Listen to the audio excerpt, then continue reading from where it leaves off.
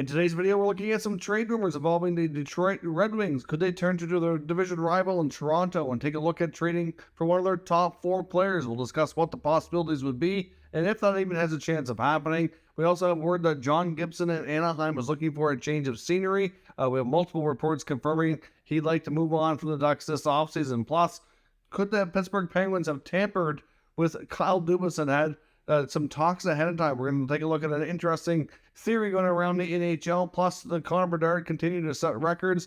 The Mem Cup Championship goes on tonight. And we have other rumors around the league, including the Leafs and Devils and more. All that coming up next. So welcome back to another video here at Top Shelf Hockey. As I mentioned, we have a lot to cover today. Before we get into the NHL news, I want to talk a little bit about some major junior news going around the league. Of course, we have Connor Bedard. Again, we know this guy's going to be a special player. Going to be first overall in the 23 draft. There's no doubt about that. Will inevitably be a Chicago Blackhawk after they won the draft lottery right to choose first overall this year's draft. But for the first time ever in CHL history, he's the first player to win a clean sweep of some individual awards, including the Player of the Year award, the Top Prospect of the Year award, and the Top Scorer of the Year award. He put up 71 goals and 72 assists in 57 regular season games this year. Absolutely phenomenal. Just to give you some comparison, back when Patrick Kane, even though he's American, he did play in the OHL for the London Knights during his draft year, and he was able to win 2 out of the 3 awards that Bedard won. But Bedard got a clean sweep of all 3, the big 3 for the individual. So, again, like I said, just another, something that he's set a record with, and he's going to be an incredibly special player. Can't wait to see him play in the NHL next year. Of course, tonight, as I mentioned, is the Muriel Cup Championship game. It's already getting underway as I record this video. The Seattle Thunderbirds from the WHL are doing battle with the Quebec Ramparts from the QMJHL. All kinds of great NHL prospects on display in this game. If you haven't been watching it, or if you have a chance, I'd highly recommend you do tune in and check it out. It's available on TSN in Canada. I'm not sure in the US, and maybe through NHL Network. I'm not completely certain on that. Lots of great prospects, including for the Ramparts, guys like Jay Melantesta, who's a Columbus Blue Jacket prospect, Zachary Bolduc, Nathan Gaucher, Justin Robidas, Theo Rochette for the Seattle Thunderbirds. A lot of high-end prospects as well, including Dylan Gunter, the Coyotes, Brad Lambert of the Jets, Reed Schaefer, who was originally taken by the Edmonton Oilers but has since been traded, Colton Dach and the Blackhawks, along with 2 defensemen for Chicago draft picks as well, Kevin Korchinski, Nolan Allen, Luke Prokop of the Predators, and Thomas Milic, who will be a top pick for goalies at least this year. So all kinds of great future NHL talent on display. I highly recommend you check that out and see who will be, who's going to reign supreme, I guess you could say, in the Canadian Major Junior Hockey. The Seattle Thunderbirds trying to be the first team from the U.S., I guess, to win this in a long time. I believe Spokane was the last one back in the early 2000s. Now, all kinds of different rumors around the league today. We'll take a look at a few things Elliot Friedman said on the broadcast last night on the second intermission, which was kind of like a 32 Thoughts segment, if you will, talking about New Jersey and defenseman Damon Severson. There's some talk around the league that Friedman was saying that teams are inquiring with New Jersey if they're not going to be able to sign Severson, and many feel that it's pretty much a pretty much foregone conclusion that they won't be able to due to their cap situation with the guys they have to sign. It's going to be very challenging, almost impossible. They want to know if they would trade his signing rights before we get to July 1st to have a better shot and have exclusive negotiating window to be able to get him signed. I don't think there's any doubt there'll be a lot of interest in Severson from around the league. Obviously, a right shot defenseman who's capable of running a power play, played top 4 minutes. He's definitely going to get a lot of interest for sure. And Friedman said New Jersey wasn't opposed to that. The answer was not no. So quite possibly look as one of the UFA players who could be traded ahead of time to get their signing rights secured by another franchise. Also, we have word as well that Mark Giordano, Toronto Maple Leafs defenseman, might be considering retirement. And that comes from Sportsnet's Nick Kyprios, who claimed to have some speculation on that front. Obviously, Giordano does still have another year left on the contract. He signed with the Leafs last year. Of course, last year he was acquired at the deadline from the Seattle Kraken. Liked the fit, signed a 2-year extension. He's making well under $1 million. So from a financial standpoint, if he does retire, obviously he leaves that money on the table. But for a player like him who's played a really, really long time, it wouldn't be as significant if it's for, if he was making $8, $9, $10 million or something a little more substantial. But we'll see what happens. Obviously, Giordano, I think it's fair to say, down the stretch in the, probably say near the end of the first round into the second round, didn't have as consistent a play. Wasn't, I wouldn't say he was bad all the time, but he did have a few bad games. And you could tell that, maybe things are kind of finally starting to catch up with him. So we'll see what happens. It wouldn't be shocking if he even worked with the organization in some capacity if he does retire.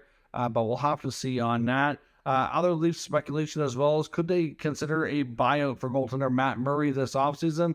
No, I think no matter how we shake it, he's not going to be a Leaf next year. He's either going to be bought out or they're going to have to add an incentive to another team to take him via trade like they did with Peter Mrazek last year. I'm not sure if it's possible he could go to a team like even Chicago, Arizona. There's a few other teams that might, near the bottom of the standings that have more cap space, but he does have a modified no trade clause. So they might have a tough time getting him to one of the few teams that would be willing to take it on, to be able to take the full cap in.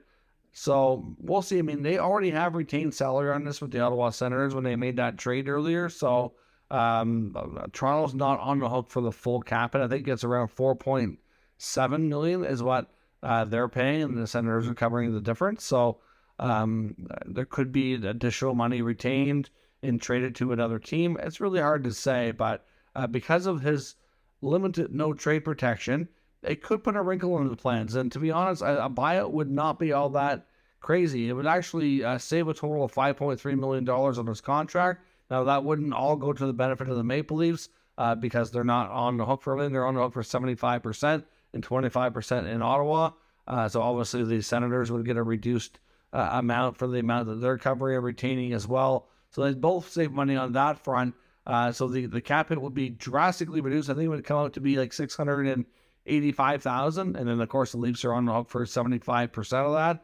So they would save a lot of money. And instead of the 4.6 to be, right around, be over $4 million that they would save on their cap. And then does add a $2 million cap hit the year after. Of course, the Leafs not on the hook for that full amount either. So I guess if they're willing to have a small part of a dead cap space in 2 years from now, it could save them a ton for next year, which would be, quite vital. They'll likely see a bigger jump in the salary cap the year after. It might not be as big a deal, but it could be a way for the Leafs to get some extra cap space. I mean, they're not doing too bad now. The problem with the Maple Leafs right now isn't that they don't have a lot of cap space.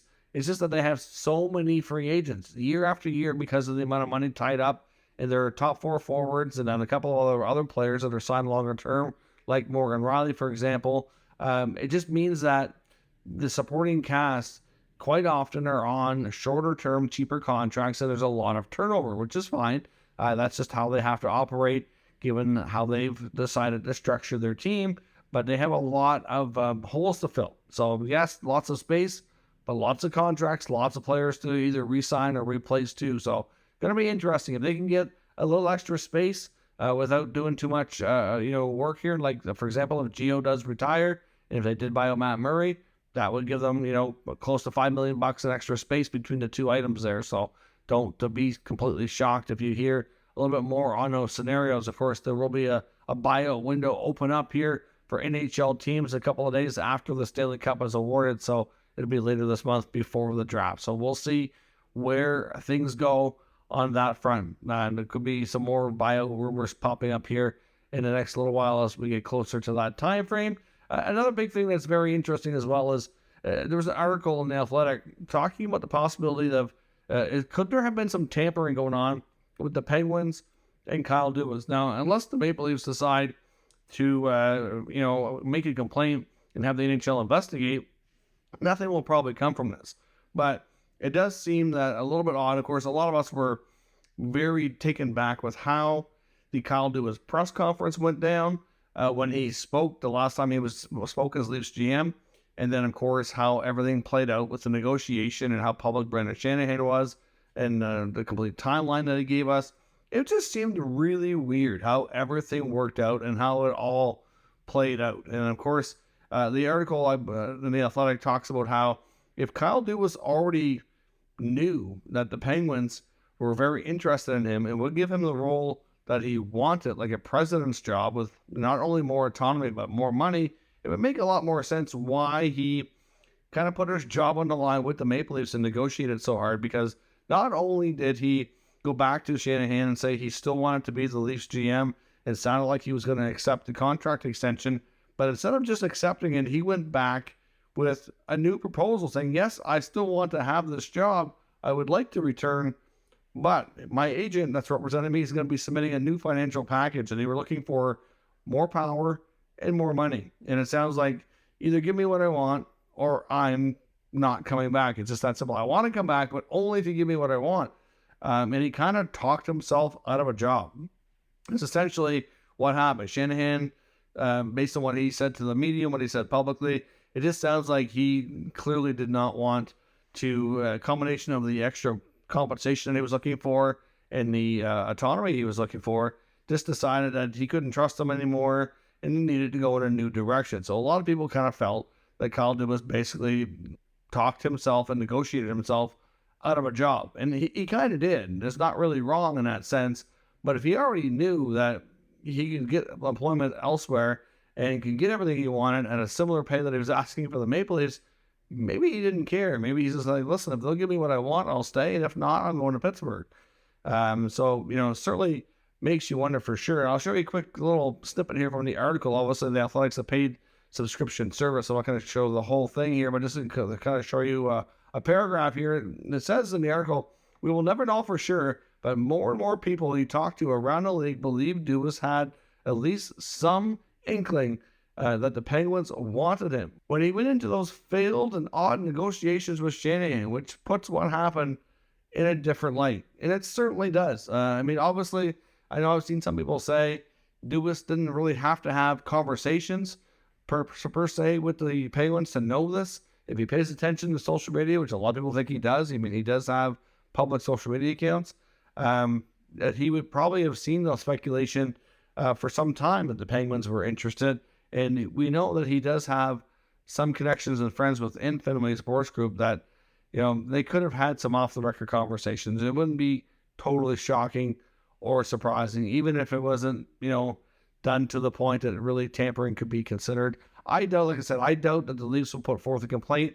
Certainly they decided they didn't want to have him to be their GM anymore, so they obviously were happy to give him a reference to leave. So from that sense, it's just weird how it went down. But we've heard lots of talk and speculation about tampering in a number of scenarios, not only with things like this, but players and stuff over the years. And nothing really ever seems to come from it. So I doubt this will. Just interesting to see that he probably had a pretty good idea of what he can get himself into before those negotiations are ever over. Now, as I mentioned as well, Frank Saravalli, as well as some other reporters that cover the Anaheim Ducks, have confirmed that John Gibson has reportedly given word to the Ducks that he would like a trade and he would like to have a fresh start and change of scenery for next season. Of course, he's been there a long time. He's a really good goaltender.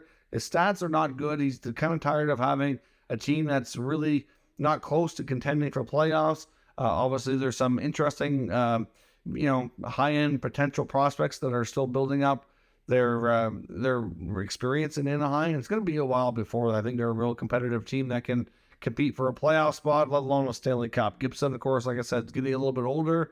Probably fair to say he's getting closer to the end of his prime years than the beginning, that's for sure. And he would like a chance to have more, opportunity to win. And obviously would like to win a Stanley Cup like most NHL players have their goals to do when they first get into the league in the first place. John Gibson has been mentioned in rumors for probably about the past year off and on.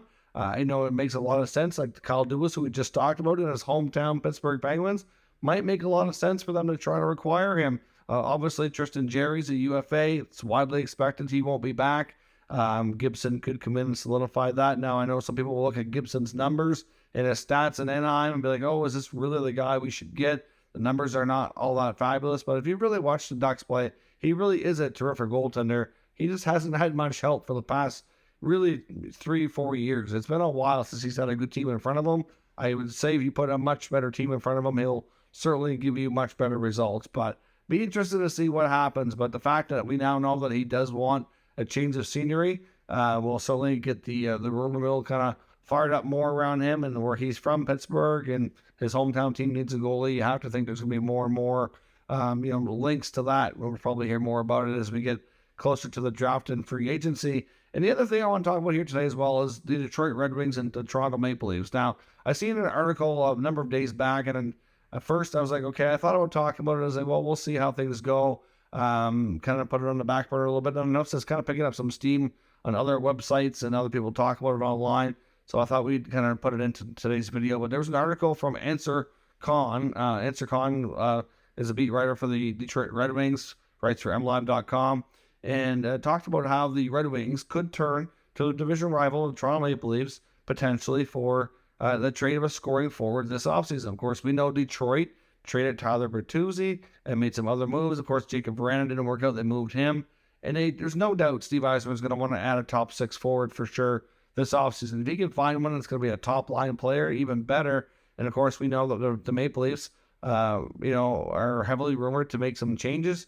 A lot of people wonder if one of their big four forwards will get moved. So a lot of teams are musing over the idea if they should be talking to the Leafs and making offers or what have you. So he goes through all four between Matthews, Marner, Tavares, and Nylander. And out of the four, he comes to the conclusion that Nylander would make the most sense, saying that Matthews likely isn't going anywhere, that they're going to try their hardest to sign him to as long of an extension as he's willing to sign. And if they get him signed, that they're probably going to try to do Marner a year from now for probably a little bit less money than Matthews, but close. Tavares has a no-move clause, so he's not going anywhere. And I felt that maybe Nylander might offer the best value. I mean, for the 1 year he has left on his contract for being a 40-goal guy, he's got great value. And I honestly think he's going to be looking for more money in the next contract, but still, I think he's going to be, at a point that he could be a bargain buy compared to the other ones. Not necessarily that he's going to come cheap, because he won't, but he won't be as expensive as Matthews, won't be as expensive as Marner, and it could be an opportunity for the Leafs and Red Wings to maybe talk if they really want to get something done. Now, keep in mind, if the Maple Leafs do decide to go down this road, I think that they're probably not going to probably prefer not to trade within the division. They probably want to trade, at least to the other division in the East, preferably West, I would imagine, most likely. But at the same time, you got to do what you got to do, whatever gets you the best offer. But the thing here is this, that ended up getting picked up and talked about in other places. Now, I've seen speculation going around that the Leafs would ask the Red Wings for Moritz Seider. And I'm like, well, where is this coming from? I found another article on a website, I believe it was NHLTradeRumor.com, something like that. That is people that have absolutely no sources, and that's completely their speculation. The actual beat writer who has connections and has sources did not put anything in his article saying that it would be a Nylander for Seider trade if it happened.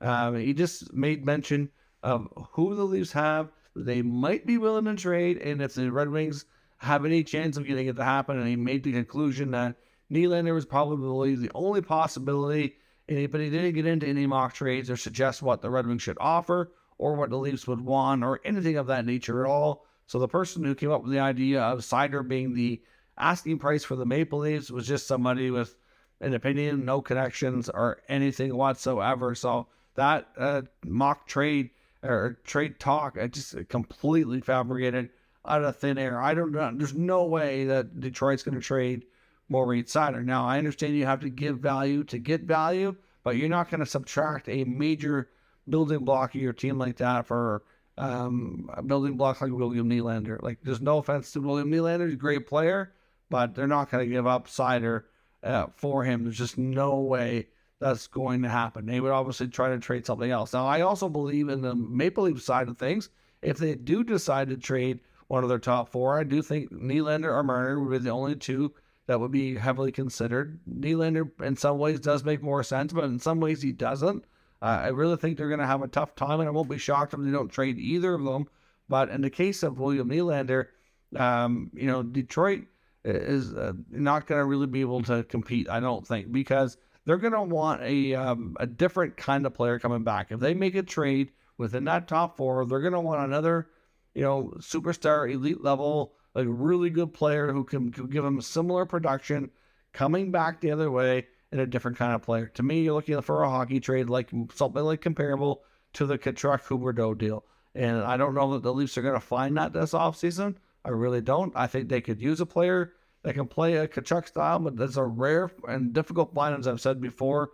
And Moritz Seider actually kind of does fit that mold in a sense because he's a very physical, punishing kind of defender. And I'm sure the Leafs would love to get their hands on a defenseman like that, especially considering how young he is, but that's not going to happen. And I don't think that the Red Wings are going to be able to land one of these guys. It makes sense that they'll look at it and see if they could talk to him because you want to talk to him when he was available, but this is not going to be where they find their guy. So let me know your thoughts on this. Does it make any sense at all, Nylander to the Red Wings? Let me know your thoughts on that down in the comments, and we'll talk about it further. If you're new to the channel, make sure you subscribe and stick around. We'll keep you up to date with the latest news, rumors, and analysis of all 32 NHL teams.